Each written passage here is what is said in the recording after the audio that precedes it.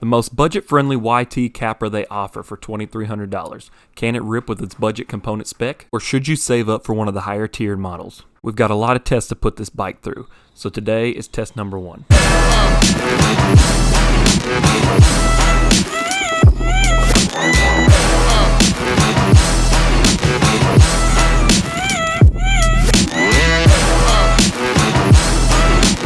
So yesterday I put together my Capra Core 1. I've got the MX version, and I'm so pumped today to take it out, to test it out, and see how it does on the trails. If you didn't watch that video, I'll link it right here. I'm trying to see how well a budget mountain bike is going to satisfy the average mountain bike rider. I'm calling myself the average Joe. So today, this is going to be the first time I get it on the trails, our local trails at Veterans Park in Lexington, Kentucky.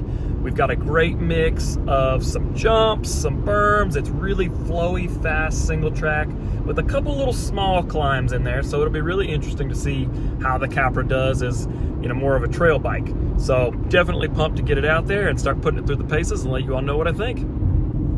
I also plan on taking it to some bike parks. I'm going to take it to a more cross-country oriented trail and see how it does as a more climbing stable rig. So really excited to test this one out. I have not even pedaled this thing yet. I didn't put the pedals on until this morning. Ready? I'm a little bit scared. I haven't bedded the brakes in yet either. I've done nothing. So getting the shock set up was super easy. There's not a lot of adjustment compared to some of the higher end bikes, but honestly, something about the simplicity was really nice, and I really enjoyed it. It made the setup super fast, super simple, and you can actually go to RockShox's website, which I'll link this down and below, and you can put the amount of sag you want, your weight, the serial number for your shock, and they'll go on and give you some preset settings, and those are the ones that I started off running with, and I'm just gonna kind of adjust it and see how it goes from there. Well, I can already say I probably should have put a little more air in the rear shock, and it's definitely way heavier. In this video, I'm running the rear shock at 190 PSI. I actually wound up bumping it up to 200 on our next ride, and it helped out a whole lot with any of the issues that I did have on this ride. So that is one thing to note. I did change the shock pressure right after this ride. So any of those things I talk about it being heavy or kind of bogged down, bumping up that shock pressure really helped to eliminate that. All right, I hope there's nobody down through here. Also, I will say that in this video, I'm not going to include a lot of pedaling or climbing clips, simply because I know it's kind of boring to watch, and I know I personally wouldn't want to watch it. But what I will say is, yes, it is a bit heavier than the Jeffsy, but honestly, it carries its weight really well, especially once I bumped that shock pressure up. And I was able to make every single climb out there still with no issues. It's a little bit slower, but it's still a comfortable climber. Plus, the trade-off is, when you get into the descents, this bike is absolutely amazing. So this is definitely something. It is going to be a bit heavier if you wanted to use it for a traditional trail bike, but you're going to be rewarded when you do go to earn those turns and come back down. What stood out to me immediately about the Capra is just how fast it accelerates. It's a very nimble and playful bike.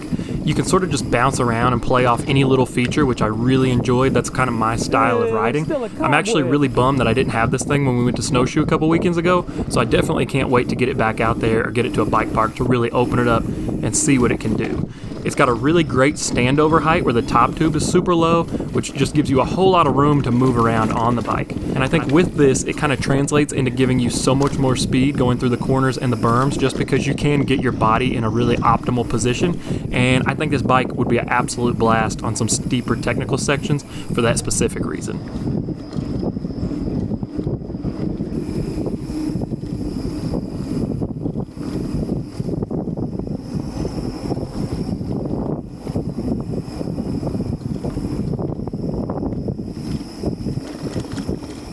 All right, here we go.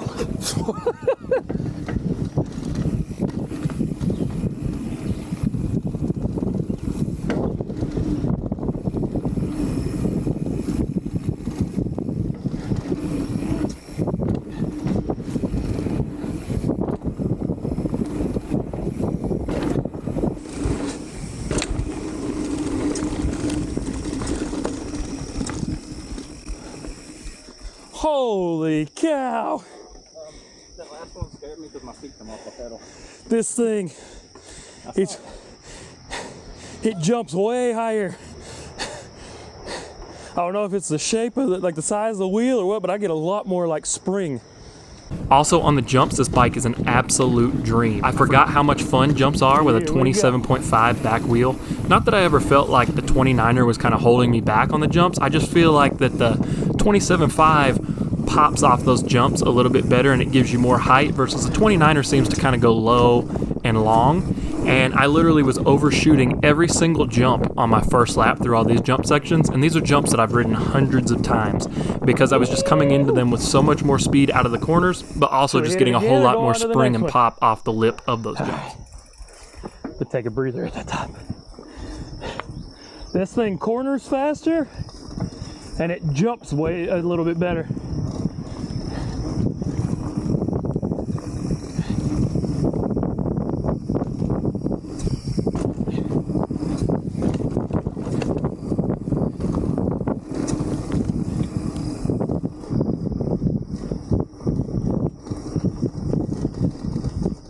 Should we go on and go before that train of kids gets here? Huh? How you feeling? Every time you ever jump. Yeah, it's a lot easier to do. That's I always like when I rode the green Kona that one time after I'd gotten used to the Gypsy, I over jumped stuff because it's, I don't know. Yeah, something about the way the smaller wheel runs off that lip.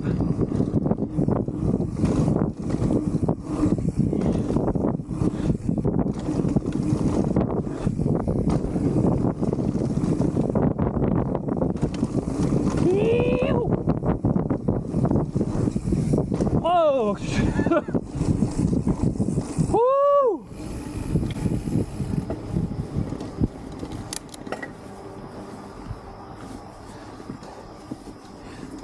So definitely the first thing I noticed about this Capra is it's definitely heavier than the Gypsy, but in the jumps and turns, it does feel a lot quicker with that Mullet back wheel. It's also really quiet, especially for an aluminum bike.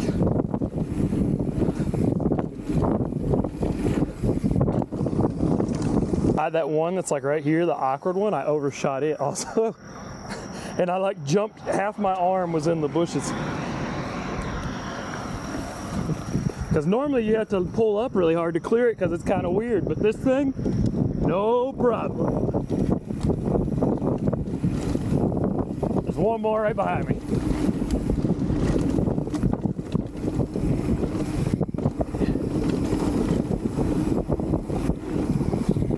Oh my gosh, that's so much easier. It's way easier on this. He's selling his other bike. He said, after I rode that conventional, he said, my other bike feels like a kid's bike.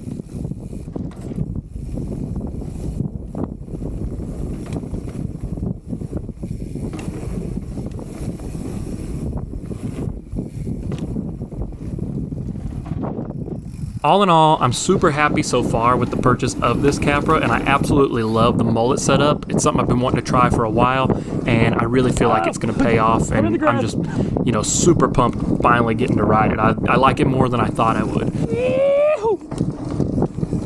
Feels like I'm riding a beefier version of my YT Gypsy that I've been on for the last 5 years, and so I really like that because it's a very familiar, very comfortable feel, and I really, really like that in a bike.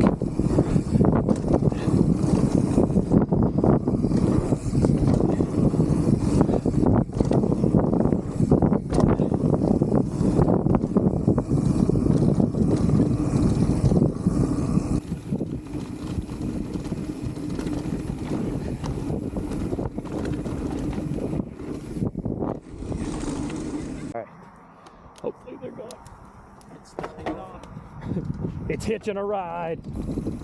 I gotta move my feet.